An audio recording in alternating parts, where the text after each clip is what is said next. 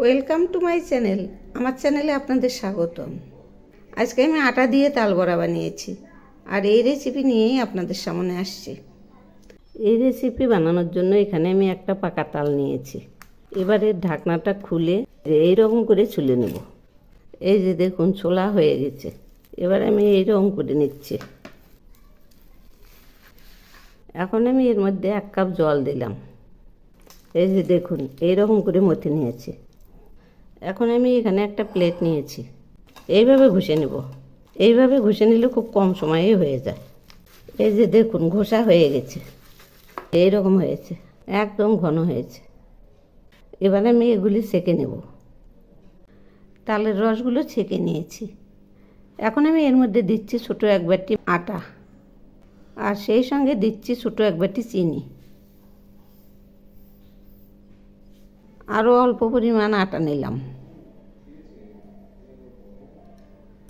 এবার আমি এগুলি মেখে নিচ্ছি। ধীরে ধীরে এভাবেই নাড়তে থাকবো। এখন অল্প অল্প আটা দিব আর মাখবো। এইভাবে মাখতে মাখতে চিনিটা গলে যাবে। মনে হয় আর আটা লাগবে না। এখন এগুলি নরম হবে, এতেই হয়ে যাবে। এগুলি আরও কিছুক্ষণ মাখবো।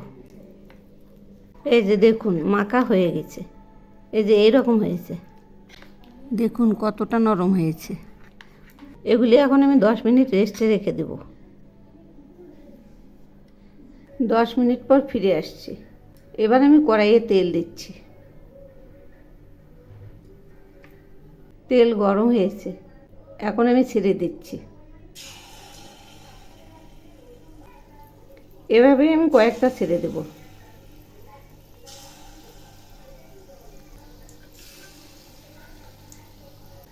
এখন আমি এগুলি উল্টে দিচ্ছি। এই যে দেখুন, একদম ফুটবলের মতো ফুলে উঠছে।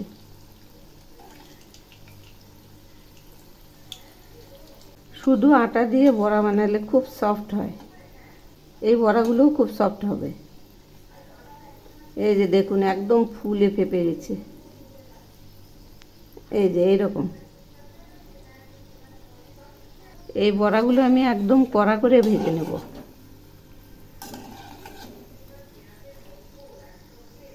এই সিজনে তালের স্বাদ একটু অন্যরকমই হয়।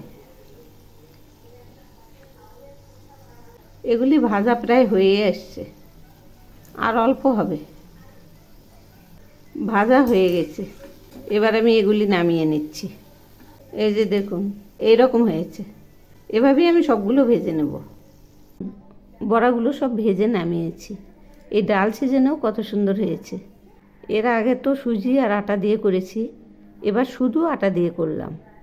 আটা দিয়ে একবার করে খেয়ে দেখবেন, অসাধারণ টেস্ট। একবার খেলে ভুলতেই পারবেন না, এত টেস্টি। তখন আটার মধ্যে আর সুজি দিতে ইচ্ছা করবে না, আটা দিয়েই খেতে ইচ্ছা করবে। আর আটার বড়া একবার বানিয়ে খেয়ে দেখবেন, অপূর্ব স্বাদ। একবার খেলে ভুলতেই পারবেন না, এত টেস্টি।